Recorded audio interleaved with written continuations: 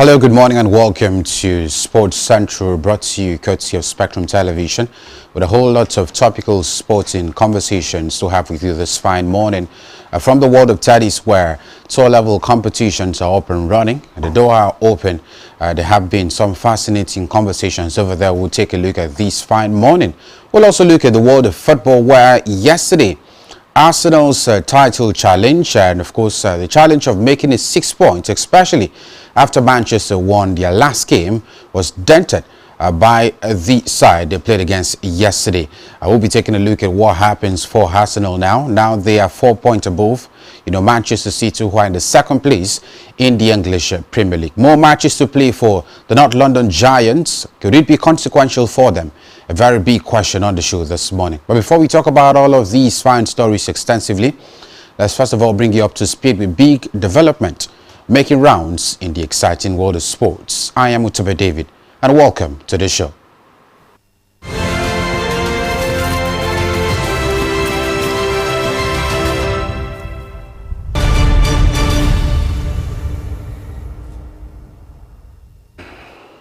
Well, the conversation starts from the home front, where the Senate Committee on Sports has backed a proposal to increase the 2026 budget of the National Institute of Sports from 2.8 billion naira to about 60 billion naira, while also calling for the National Sports Commission to have a governing board in place before the end of the first quarter of the year.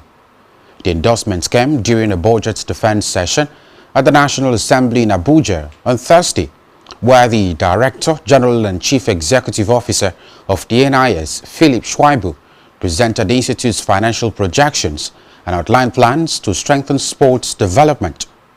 According to a statement by Ben Gwemodia, Special Assistant on Media to DG and CEO of NIS, the Senate Committee supported the upward review of the Institute's allocation in order to reposition it for improved performance. Schwaibu told lawmakers that the additional funding will be channeled towards upgrading training facilities, improving infrastructure, and enhancing preparations for international competitions. He also said the Institute planned to intensify the training of grassroots coaches in modern techniques and foundational sports knowledge. During the session, the chairman of the Senate Committee on Sport, Abdul Ningi, pledged to sponsor a motion for the resuscitation of the National Sports Commission Board, arguing that the commission should not operate without proper governance structures. Now to the world of tennis, where Ben Shelton fought off a stem test from French lefty Adrian Maranino on Thursday at the Nexo Dallas Open, where the American is into his 25th tour-level quarterfinal. Shelton, the number 9 player in the PIF ATP rankings, overcame Manarino 7-6, 6-7, 6-3 in a topsy-turvy battle filled with superb shot making. Manarino, a finalist last week in Montpellier, expertly absorbed Shelton's firepower, best showcased during a 29-shot rally on the opening points of the first set tiebreak. But the second seed raised his level in important moments to advance after 2 hours and 40 minutes. Up next for Shelton is Serbian Marmir Kukmanovic, who upset 5th seed Tommy Paul in the last match of the day. Still talking tennis, over the past few weeks, Victoria Mboko has shown a champion's mentality on several occasions during a rise into the top 15. The Canadian teenager showed it against his opponent on Friday at the Qatar Open, rallying from a breakdown in the final set to our second seed and reigning Australian Open champion Elena Rybakina in the quarterfinals. Mboko, currently number 13 on the WTA Tour, had already beaten Rybakina en route to her breakthrough title run at the National Bank Open in Montreal last August. But it was the world number 3 who entered the match with a 2-1 edge in their head-to-head record, having beaten Mboko in Washington and Tokyo last year. Mboko, who defeated 5th seed Mara Andreeva in the previous round, will next face Jelena Ostapenko. The former French Open champion reached the semi-finals in Doha for the 4th time with a hard-fought 7-5, 6-4 win over Italian lucky loser Elisabetta Costiaretto. And now to the NBA scene, where LeBron James became the oldest player in NBA history to have a triple-double, accomplishing the feat on Thursday night at the 41 years and 44 days old during the Los Angeles Lakers 124-104 victory over the Dallas Mavericks. James had 28 points and 12 assists when he grabbed his 10th rebound with 2.06 to play. He got a standing ovation when he checked out moments after completing his 123rd career triple-double, the fifth most in NBA history. James broke the record held for the past 22 years by Karl Malone, who recorded his final triple-double for the Lakers when he was 40 years and 127 days old.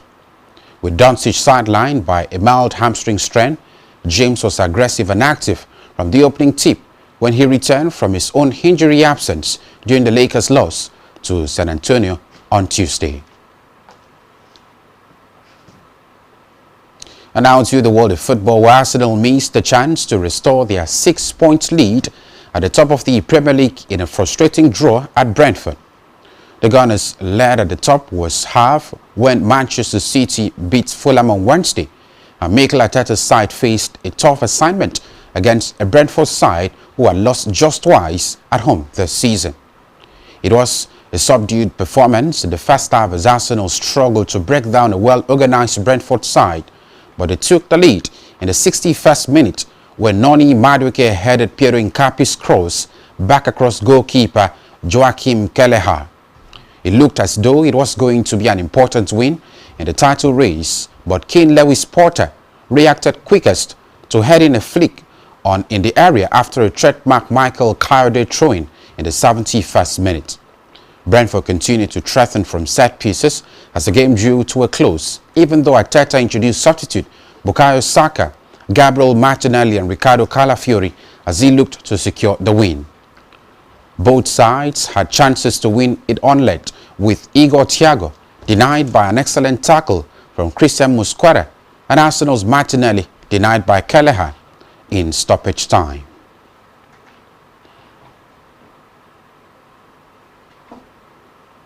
Well, that's all we have in Sports Wrap Up at this time. We'll take a very short break, and when we return, we'll have an extensive conversation on all of these sports stories and much more.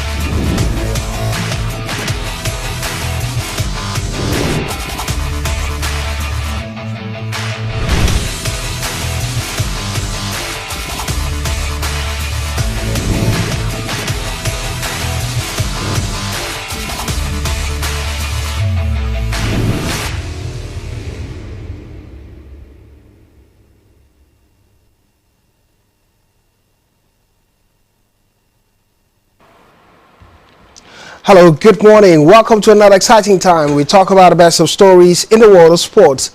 It is Sports Central, and my name is Blyden Kim. A multiplicity of conversation in the world of sports is taking center stage, and part of the key talking point would definitely be about Arsenal Football Club. Well, many argue and ask the question is, are they title pretenders or they're always serious? It seemed to be the year for Arsenal, but right now it's 4 points left between Arsenal and Manchester City. And many questions are back. Mikel Arteta, Arsenal Football Club, what next? Pretending could be a thing.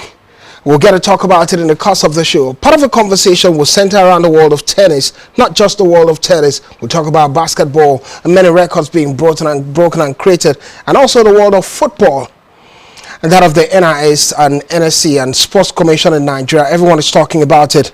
Looking for more money. It would be a conversation in the course of the show. And similarly, we'll have Mr. Rugby join the conversation to talk about rugby in Nigeria. I'm not alone. Have been out for a while, not necessarily a sabbatical it was, but I'm back with the guys in the studio. Good morning, Utuba. Good morning, Mfon Etina. How are you? Well, good morning to you. Delighted to have you back on the show. Looks like it's been a month already, but it can be a month. Yeah, particularly. I think the whole sporting event has been bubbling, in recent times. Just like we said yesterday, it is basically about top-level competitions and then the Premier League encounter. I think I'm mostly concerned about the North London side, Arsenal. Title push now beginning to bleak, and it looks quite questioning for Mikel Arteta, with many fans saying if he loses this one, maybe it's time to leave. And maybe it's time to leave. We've got to see how that pans out for them. 12 games left for Arsenal Football Club. Fantina, good morning. Good to see you. What's catching your fancy? Not really catching my fancy. It's making me irritated. The Nigerian Sports Commission, the Senate, the whole thing about the Nigerian government. How do you increase a budget from 2.1 billion to 60 billion naira? Well, they have to explain that to us. I mean, I would say it's a proposal and not fully happening. Looking forward to what will happen looking at the next budget. But a conversation would be sports development. They said they have to use within the context have more funding in order to improve facilities, grassroots sport, and on and on and on. We'll talk about it in the course of the show, shall we? Let's begin. Probably we begin from there. Then we get to join Mr. Rugby to talk about further details in the world of sport. Shall we? Let's start from there. And now it has to be a report. Fontina has spoken about a report that backed 60 billion naira and NIS budget, talking about the Nigeria Sports Commission. They were with the Senate Committee on Sports, and they spoke about it increasing.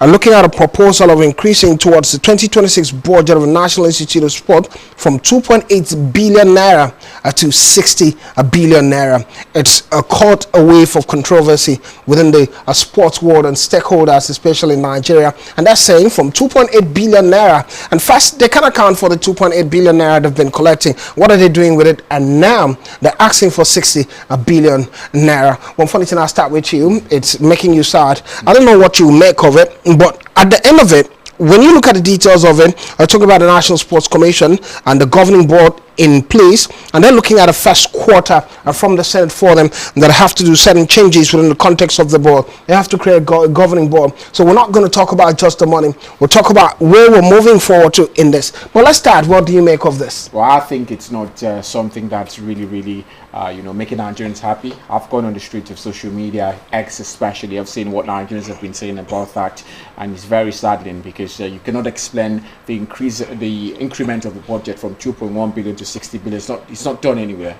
It's not done anywhere. Like, the increase does not make sense. You could increase the budget by 100% and then you'd still have a lot to explain, but this is way more than 100% increment. So what are you planning to do with this particular year's budget? Are you saying there's something special you want to do ahead of trying to raise infrastructures for international competitions? But I think it doesn't really make sense, because we're looking at Nigeria, we're looking at the way our sports sector is being run. We're having politicians into that sector. It's not really making sense. I used to point out a particular sector of Nigeria that's working. That's the entertainment sector. When you look at it, we don't have politicians in there. That's why it's working. That's why you see artists like Burna Boy and the likes being nominated for Grammys. If we have politicians there, I can promise you in 10 years we don't have any strong Nigerian artists. I can promise you that. That's why we're seeing our Nigerian football 10 years ago, 20 years ago, we had Ehimba dominating African football. We are there now because we've had politicians, given sports roles because they want to be compensated. I mean, I will argue when Ehimba was dominating, it was all about a politician doing the magic for them. A politician that loved football doing the magic. Not these politicians doing it. They were just in charge of giving the money, but they were not in charge of key areas, key administrative roles. Now we see, someone about to be the governor of a state, and he could not become the governor. He's given the commissioner of sports. He's given a particular role in sports. Why? He doesn't know anything about. Just recently, we were talking about a farmer who was elected as, was he the commissioner of Ministry of Sport? I think that was last year. We're talking about the minister of sports in Nigeria. When you look at things like that, it doesn't make sense. We have to move forward. You go to England, go to developed countries, go to places where their sport is making waves. You will not see politicians in the sports sector. Doesn't happen anywhere. It doesn't happen anywhere. Funny is talking about it. But David, let's look at what they say they're going to do, because the Director General and Chief Executive Officer of Nigeria Institute for Sports, talking about Philip Shaibu, who's the former Edo State Deputy Governor, he's urged legislators to support the institute in fulfilling the mandate. And one of the things he's talked about is that they want to upgrade training facilities in the country, infrastructure, and preparation for international competition. So with this in light, having that in mind, do we now say that in order to upgrade facilities and infrastructure, remember recently there was this chaotic response that came from Nigerians, and many people are talking about the FIFA Goal project. And when we look at what's after all the money we've received in the country and what the FIFA Goal project has turned out to, and the infrastructure of the country now, this 60 billion naira they're proposing towards the budget for the Sports Commission, I think it's worth it. Because the other question would be, what have they done with the 2.8 billion naira they've been getting over the time? What are the facilities they've improved over time that we can look at and say, okay, if we give them more money, they're going to do better? Well, it beats my imagination where I hear stories like this, because what comes to my mind first is, I did start with the responsibility of, trying to improve sports facilities all over the country. Because last I checked, the National Institute of Sports is more like a sports university. So what exactly are they doing in terms of trying to ensure that our facilities are updated and are up to the standards? I do not know. That's the responsibility of the National Sports Commission, except they want to start that responsibility to the National Institute of Sports to take it over from there. But you look at the mouth-watering budget, and many would ask questions. Is there exactly, of course, some level of transparency as regards this budget? There ought to, of course, be some level of accountability in all of these, issues we keep talking about. Just over the course of the week, we're also hearing, stories of, trying to remove the NFF, budget from the National Treasury, accounts to ensure that they do not go through rigorous processes of trying to get money. And you understand the very fact that before this money even gets to the appropriate authorities, it has been eaten by this office, gets to another office. You don't have proof of it anyway. Allegedly, allegedly. Okay. Before it gets to that's the right user. Before it gets to the because you said as if you knew it. Before it gets to the appropriate quarters, this money from the initial start of it is not complete anymore. And they also I wouldn't want us to use specific terms. I wouldn't want us to use specific terms about it. Yes, we know that when money typical, it's not just about the NFF. Typically, from a Nigerian context, you always have to. You always seem to be rubbing the palm somewhere in order to keep getting the source of money coming in. But big concern from that angle, though. It is a big concern, because even at the point where we're talking about the very fact that it is a humongous sum of money, this money won't be accountable for. Immediately gets to the National Institute of Sports. They can't actually account for the money, and at the end of the year, we will still see some level of infrastructure being upgraded in the country. And it's a very sad thing, because every institute now always look for a way to siphon money. And I think basically for me, it is not right to give the National Institute of Sports the exact money that they're looking forward to of course revamp our stadiums. They do not have that responsibility to do.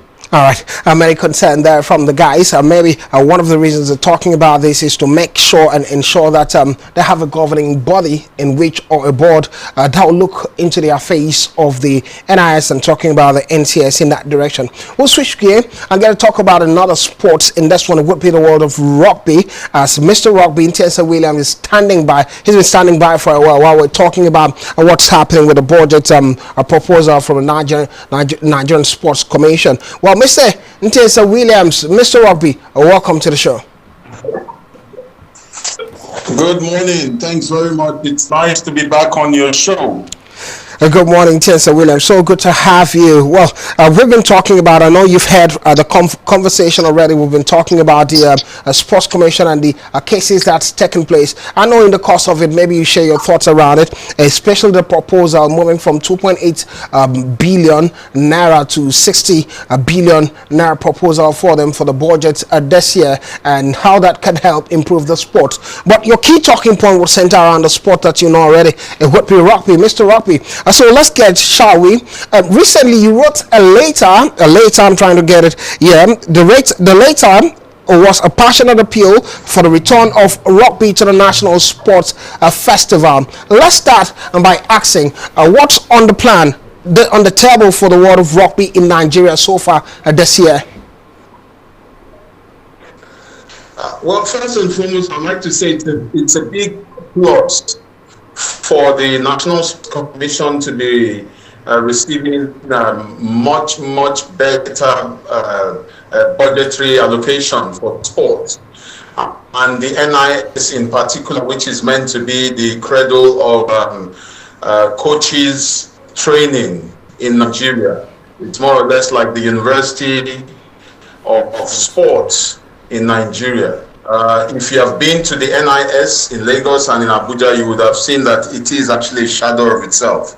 Nothing in terms of infrastructure was really working there. So with Comrade Philip Schwaibu coming in, and he's done a lot in terms of mobilizing private support, and then now you have the government support coming into it. I believe have a facelift and also much better training for our coaches, because what we're really looking forward to is for Nigerian coaches to handle the Nigerian teams. There is no one who can be more patriotic than Nigerians. Now, as it relates to rugby, the rugby, as you know, is presently not part of the listed compulsory games for the National Sports Festival. Now, the history behind it is this. In 1998, when I came into Nigeria and we set up the Nigerian Rugby Football Federation, we did an exhibition at Imo 98. And subsequently, we did 3 demonstrations. And by 2006, rugby became a scoring event. Now, that was the rule by then, that after you've done 3 demonstrations, then you become a scoring event. Now, when we did the 2009 edition CADA games, we were scoring. But immediately after that, the rules for the games was changed, and they decided to select all the Olympic sports and the most popular sports in Nigeria, and then our own indigenous sport, which is called the traditional sport, which had like 5 different sports in one.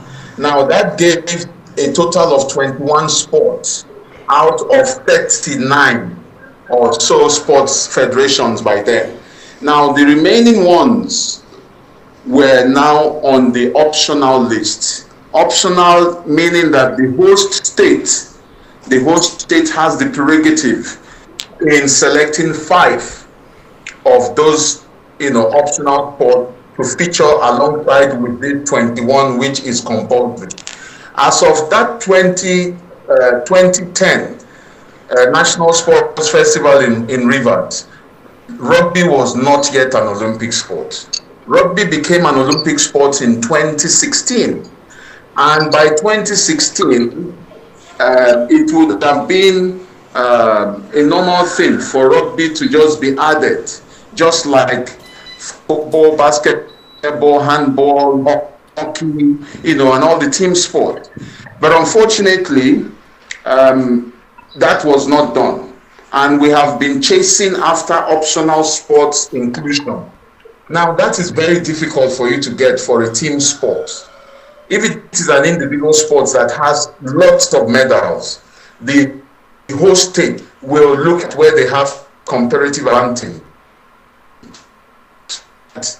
to win more medals, for their state by adding such sports. But when it is a team sport, it's a bit difficult.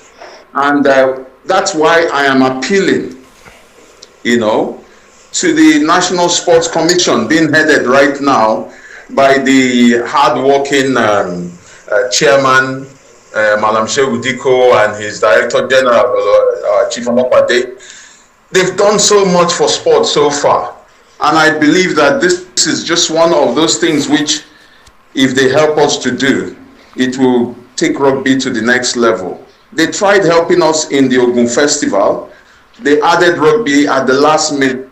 And then, unfortunately, the directors of sports were not prepared for it being a team sport. Requested that it should be taken off for now. We are appealing now that we have some more time that they should please help us to return rugby as one of the national sports festival. Now you know that rugby has about 4 different versions. I also like to say a big thank you to the National Sports Commission leadership. Go inaugurated one of the versions of the oval game being called the American football. Now, all this came out from the Rugby Union, which is the mother body. Rugby Union is an Olympic sport, it's a Commonwealth sport, it's an All-Africa game sport, and it should be the National Sports Festival scoring event because that is our own Olympic. Now, this is the only team sport that has 2 World Cups being played every 4 years. The king of sports, soccer, has 1. Hockey has 1, handball has 1. Now if you just look at what happened some 3 days ago, last weekend, the Super Bowl, which is the American football premier event, had 6 Nigerians in the winning team. It has another 4 Nigerians in the losing team. So in the finals of that event, you had about 10 Nigerians. Now, Nigerians are well suited to play this game. Presently, the England national team in the Union Rugby is captained by a Nigerian, right? In 1993, when we had the first Rugby Sevens World Cup, the England national team that won that World Cup was captained by a Nigerian, Andy Harriman, and about 4 Nigerians featured in there. Now, the other version, which is called the Rugby League, our female went to Canada last year, you would remember. They played in the finals towards qualifying for the World Cup in their own category. And they lost to Fiji. Everybody knows the level. That is the level to which Nigerians and the national teams of Rugby Union, Rugby League, Rugby, American football, and the tag rugby have taken Nigeria so far. Now, if we get that push of making rugby one of the compulsory games, states will be interested in featuring rugby teams. Presently, I am in Edo State, and Edo State is employing rugby players. But you see, when it is not in the festival, such employment goes away. And we're looking at a situation where for a sport to grow, states need to buy into it. Presently, we are in 24 states of the 36 states of the Federation, and that's the big plus for us. We need the push for us to move to the next level. Thank you. All right, a fantastic talk there from Intensa William, quite coherent altogether. Though we're almost out of time, we get to talk about football stories. We hope to have you next time. That's why I didn't have to interfere while you were talking about it, and you harness every conversation, knit it into one conversation. I really hope that the National Sports National Sports Commission and the rest of the bodies would lend a listening ear to this and respond adequately to include rugby in the National Sports Festival. Thank you very much, Intensa William, for joining our conversation this morning. Thank you very much. All right. Exciting conversation there with Intensa Williams regarding the world of rugby and the anticipation that comes with it, especially when rugby became an Olympic sport at the Rio 2016 Olympic Games in Brazil, and since then we're looking forward to Nigeria doing quite well, and stated a lot of performances from a Nigerian point of view. The girls had lost to Fiji in the rugby series. That was a one-of-a-kind performance, and we're hopeful that young talents will go into rugby and perform even further, and other Nigerians are doing great things outside of Nigeria. And now we'll go on a quick break, and when we're back, the conversation continues with other sports and the world of football. Don't go anywhere. Remarkably, we'll get to talk about the English Premier League and what's transpiring, what's happening to Arsenal Football Club. Don't go anywhere.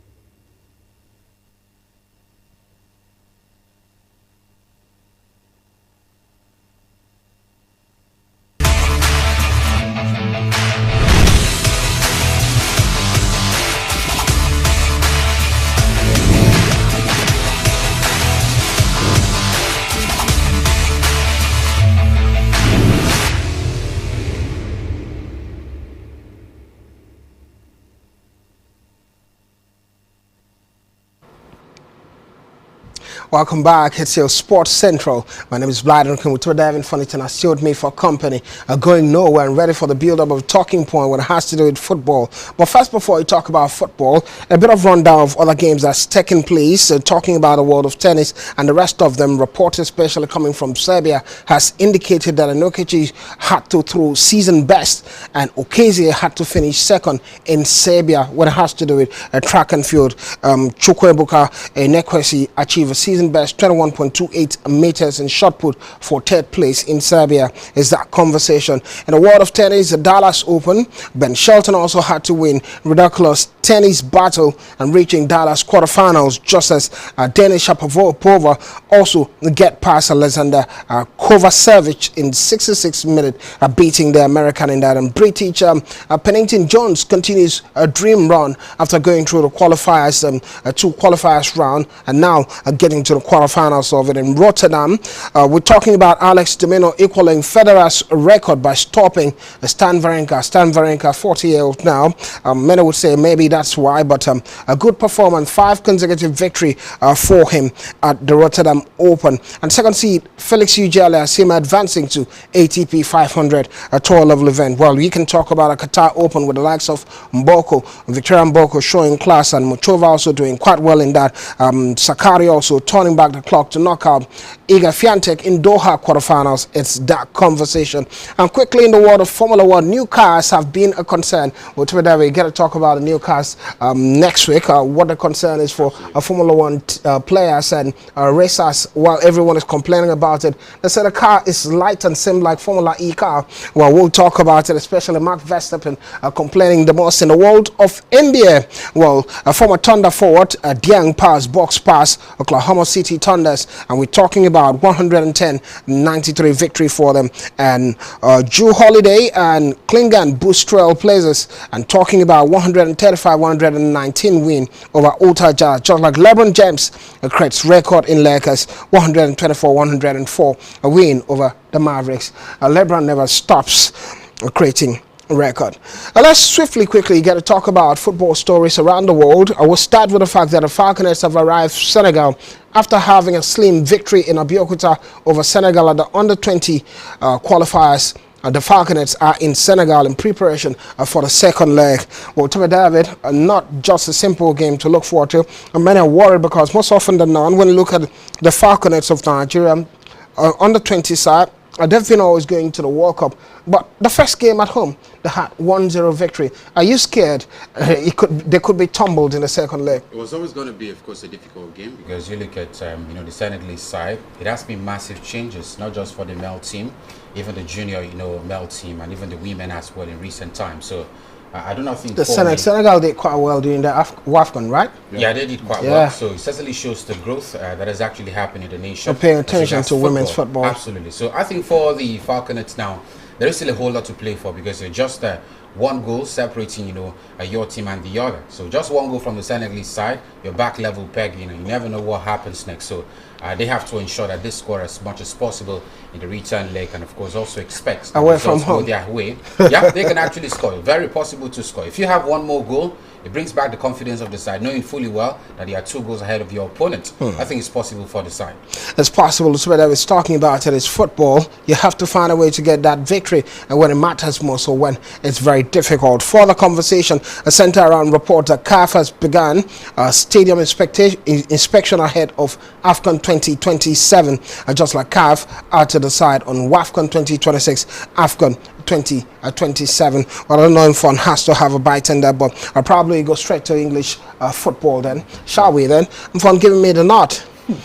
Well, English football it is. A big story is that of Arsenal Football Club going to meet the Bees in yesterday's game in the English Premier League. Many thought it was going to be that game that Arsenal come up victorious and extend the lead ahead of Manchester City, making it 6 points ahead with 12 games left in the English Premier League, but it wasn't so. Well, everyone talks about Arsenal Football Club and say when it gets to the twilight of the season, the slum, and it's beginning to look like that. 5 games for Arsenal, just 2 wins in it, not a good record, consistently faltering their lines. It ended 1-1. Nordi Madueke scoring the first goal for Arsenal, but Kane gave the equalizer for the Bees. And now the conversation would be one player.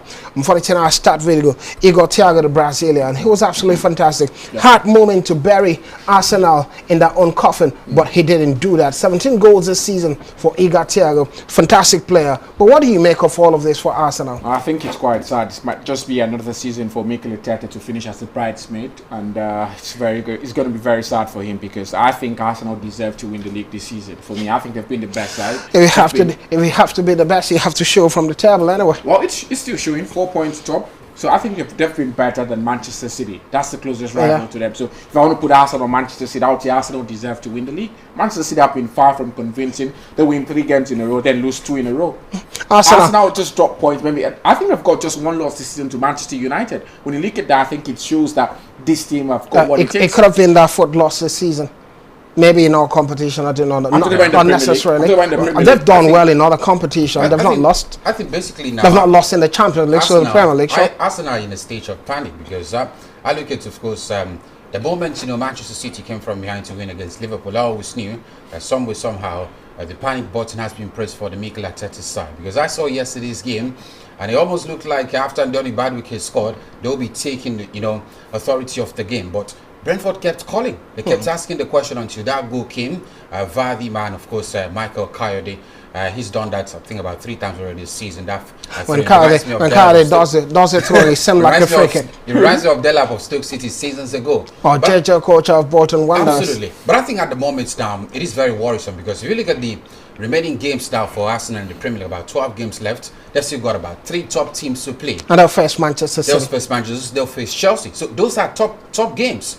You drop 1 more match, and definitely we're talking about just 1 point separating you and Manchester City. And the other conversation is City's consistency, because we've said it this season. What it seemed like Arsenal faltered if there is any good time for Arsenal to win the league title, it should be this season. Yeah, because City have been so inconsistent. But look at the points separating them now. Do they look like City win about few matches without winning games? When you look at Arsenal, do they look like they're going to falter another season? I think they can actually falter this particular season. It is almost there. It's written all over Mikel Arteta's face, especially after that draw yesterday. The man looked as if he's actually out of ideas.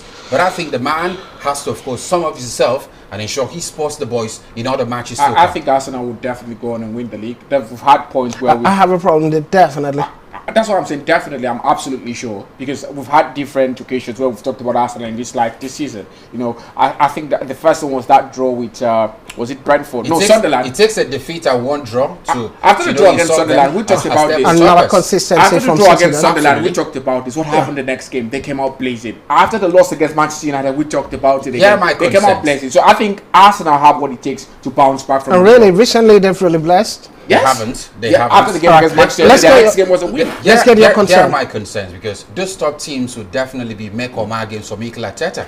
You may be able to win other teams, but Manchester City, Chelsea, those are good runs for Mikel Arteta to test whether or not he's really in for the title. I could have pushed the conversation even further when it has to do with Arsenal and English Premier League, but it's difficult, almost out of time. Let's see how we wrap this off immediately. Part of the conversation will be that Declan Rice tells Arsenal to ignore noise as title lead cuts. Well, it sounds like Declan Rice is thinking like funny, and I said, don't worry, I will still have it under control.